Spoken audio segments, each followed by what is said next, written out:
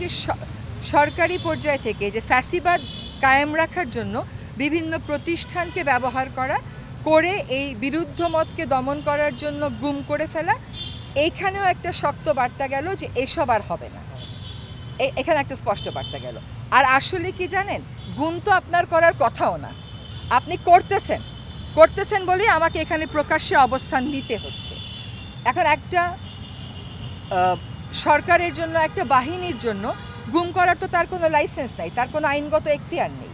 সে বিভিন্ন মতামতকে দমায় রাখার জন্য এই কাজগুলো করে এবং সেখানে সে কতগুলো যুক্তি দেয়, যেমন সরকারের বিরোধিতা করছিল, জাতীয় স্বার্থের পরিপন্থী কাজ করছিল, এই সমস্ত কখনো জাস্টিফাই করা যায় না। এই প্র্যাকটিসগুলো মাস্ট স্টপ, আর এটা প্রথম থেকেই বন্ধ থাকার উচিত ছিল না বলেই আমরা এটা করেছি।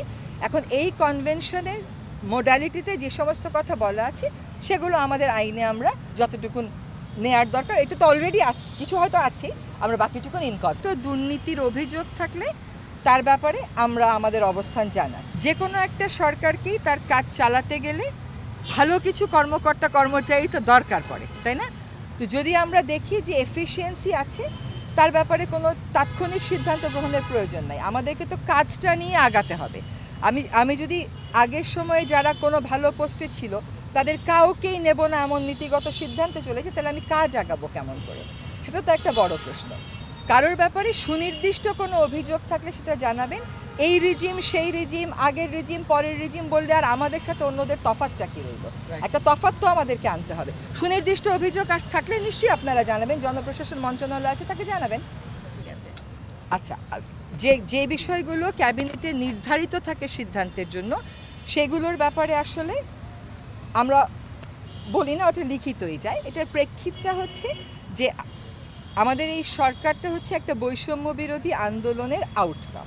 তো সেখানে আদৌ নিরাপত্তা সংস্থা মনে করে কিনা যে এরকম দরকার আছে, সেখানে উত্তরটা হচ্ছে এরকম বিশেষ নিরাপত্তার দরকার আছে বলে তারা মনে করে না, আর এটাকে বৈষম্যমূলক মনে করা হয়েছে, সেটার ভিত্তিতেই সিদ্ধান্ত জন্য এই কনভেনশনটা আমরা স্বাক্ষর করেছি এবং এইটার ব্যাপারে প্রয়োজনীয় আইনি সংস্কার আমরা গ্রহণ করব। এইটা একটা খুবই বড় স্বস্তির ব্যাপার মানবাধিকার কর্মীদের জন্য, কারণ জাতিসংঘ থেকে বারবারই বাংলাদেশের এই গুমের প্রেক্ষিতে বলা হচ্ছিল যে তোমরা এই কনভেনশনটা কেন এখনও অনুস্বাক্ষর করছো না। সেই প্রেক্ষিতে আমরা মনে করি যে আমরা একটা খুব শক্ত ভিত্তি, যেটা আমরা সবসময় অস্বীকার করে এসেছিলাম এ যাবৎকাল, যদিও গুম বাংলাদেশে অহরহই করছিল, সেই ভিত্তিটা আমরা স্থাপন করতে পারলাম। International convention for the protection of the persons from enforced disappearance, এই কনভেনশনে বাংলাদেশ আজকে স্বাক্ষর করেছে এবং এই স্বাক্ষরটা করেছেন আমাদের মাননীয় প্রধান উপদেষ্টা নিজে। এটা আমাদের জন্য একটা, বিশেষ করে মানবাধিকার কর্মীদের জন্য একটা অনেক বড় মাইলফলক। প্রায় 700-র উপরে মানুষ এখনও পর্যন্ত গুমের কারণে নিখোঁজ হয়ে আছে। এর জন্য বিভিন্ন সংস্থা যেমন মায়ের ডাক ওরা কাজ করছে। আমরা অনেকেই এরকম এনফোর্স ডিসঅ্যাপিয়ারেন্সের মুখোমুখি হয়েছি। আর যেন কেউ কখনো নিজের ক্ষমতা কুক্ষিগত করতে কোনো বাহিনীকে দিয়ে, কোনো পদ্ধতির মাধ্যমে কোনো নাগরিকদেরকে, সরকার বিরোধিতা করা হচ্ছে, আইন শৃঙ্খলা পরিস্থিতি খারাপ করা হচ্ছে, ন্যাশনাল ইন্টারেস্টের বাইরে কাজ করা হচ্ছে, এসব বলে গুম করতে না পারে। তার আমাদের প্রায় সকল মন্ত্রণালয় এবং অধিদপ্তরের কর্মকর্তারা ইতিমধ্যে তাদের বেতনের একদিনের টাকা জমা দিয়েছেন, বাকি যারা জমা দেননি জমা দেওয়ার প্রস্তুতিতে আছে। আমাদের অর্থক্ষেত্রে সংস্কারের অংশ হিসেবে কতগুলো গুরুত্বপূর্ণ কাজ শুরু হয়েছে, সেটা আপনারা এখন নিজেরাই দেখছেন। একটা হচ্ছে যে একটা সিদ্ধান্ত হয়েছে যে কালো টাকা সাদা করার যে বিধি এবং রীতি, সেটা বন্ধ করে দেওয়া হবে।